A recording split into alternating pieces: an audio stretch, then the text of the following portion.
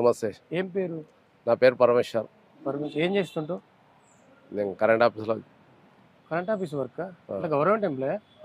Contract లేదు. Contract. ఇది ఇప్పుడు సిద్దిపేట నియోజకవర్గం కదా? సిద్దిపేట నియోజకవర్గం. అంటే ఇక్కడ ఎమ్మెల్యే హరీష్ రావు గారు. హరీష్ అన్న ఎట్లుందా ఇక్కడ హరీష్ రావుది? హరీష్ అన్న అంతా గొప్పోడు, సూర్యుడు లాంటి వాడు. సూర్యుడు లాంటి వాడు హరీష్ అన్న.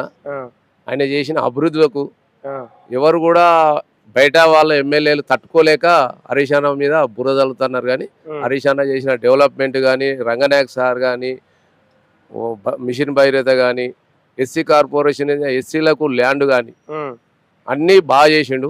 తెలంగాణ గవర్నమెంట్ చేసినట్టు ఏ గవర్నమెంట్ కూడా చేయలేదు.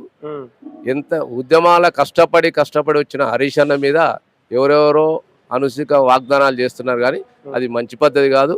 అది ఏవి చేసినా కానీ అది ఇక్కడ ఉన్న ప్రజలు నమ్మే ప్రసక్తి లేరు. మీరు చూసిరా నిన్నగాక మొన్న సోషల్ మీడియాలో మైనంపల్లి హనుమంతరావు పెద్ద ఎత్తున వ్యాఖ్యలు చేస్తా ఉన్నాడు, నిన్ను ఓడగొట్టి తీరుతా అని చెప్పి. మన్నంపల్లి హనుమంతరావు అనేట ఆయనే ఇక్కడ జీరో క్యాండిడేట్, ఇక్కడికి వచ్చేటోడు కాదు.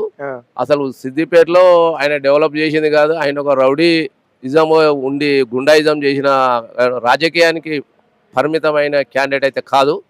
హరీష్ అన్న మీద ఆయన ఏదో అనుకుంటాను కానీ అది పిచ్చేశాలు. ఇక్కడ ఉన్న ప్రజలు తనని తరిమి కొడతారు. ఆయన ఒక వార్డ్ మెంబర్ కూడా గెలిచే స్తోమత లేదు. ఆయన ఏదో వచ్చి సిద్దిపేట అల్చల్ చేస్తా అనుకుంటాను కానీ అల్చల్ అనేది సిద్దిపేట ప్రజలు ఎవరు నమ్మరు. అది నమ్మే ప్రసక్తి లేదు. అప్పుడప్పుడు చాలా మంది కూడా చచ్చిపోతా ఉన్నారు. ఇటు రేవంత్ రెడ్డి కూడా హరీష్ రావును ఓడగొట్టి తీరుతామని చెప్పి చెప్తా ఉన్నారు. ఇటు కవిత కూడా చెప్తా ఉన్నది. అంటే మూకంబడి అందరు వచ్చే అవకాశం ఉన్నట్టు తెలుస్తా ఉంది.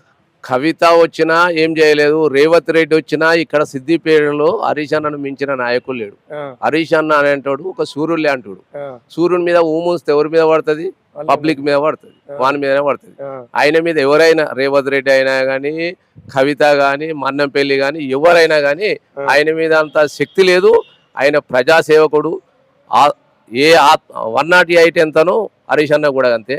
ఒక చిన్న పోరాడు కూడా ఫోన్ చేసినా కానీ వచ్చి ఏమైందిరా అని మందలిస్తాడు. ఎగ్జాంపుల్ గా ఎవరో కాదు, మా అమ్మకు ఆపరేషన్ అవుతుంది అని చెప్పి అన్నప్పుడే నేను హాస్పిటల్ కు నేను వస్తానరా అని చెప్పిండు.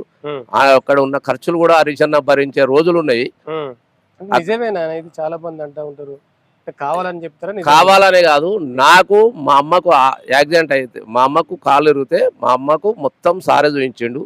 మా అన్నకు కూడా హైదరాబాద్ లో యశోదలో ఎల్ఓసి 7 లక్షల ఎల్ఓసి ఇప్పించిండు. మా అన్నను కూడా మా అన్న కాపాడిండు. అది మేము మర్చిపోము. హరీష్ అన్నను మేము ఎన్ని రోజులు ఉన్నా గుండెలో పెట్టుకొని చదువుకుంటాము. ఆయన అడుగు జాడల్లో మేము నడుస్తాం. అంటే ఇక్కడ పోటీ చేసే అన్ని రోజులు హరీష్ రావు గడ్డ హరీష్ అన్నదే. ఏ నాయకుడు వచ్చినా హరీష్ అన్నను మించిన నాయకులు లేడు. మేము హరీష్ అన్న ఎన్ని రోజులు ఉంటే మేము హరీష్ అన్న అడుగు జాడల్ని నడుస్తాము. హరీష్ అన్న కిందనే పనిచేస్తాం అంతే. మేము మా ప్రజలు కూడా అంతే ఉంటారు. రేవంత్ రెడ్డి గురించి ఏం చెప్పదలుచుకున్నాం? రేవంత్ రెడ్డి సీఎం రేవంత్ రెడ్డి సీఎం అయిండు. ఏంటంటే ఆయన సీఎం అయినొచ్చు కానీ ఎక్కడ డెవలప్ చేయలేదు. కానీ ఇక్కడికి వచ్చిన మెడికల్ కాలేజీ మన నర్సు కాలేజీనే తీసుకుపోయిండు. ఇక్కడ ఏం కూడా డెవలప్ చేయలేదు. ఇక్కడ సార్ చేసిన అభివృద్ధి, ఇక్కడ మార్కెట్ కడతా అంటే మార్కెట్ క్యాన్సల్ చేయించిండు, అన్ని క్యాన్సల్ చేసిండు. కాబట్టి అలాంటివి చేయొద్దు. హరీష్ అన్నను మించిన నాయకులు ఎవరు లేరు.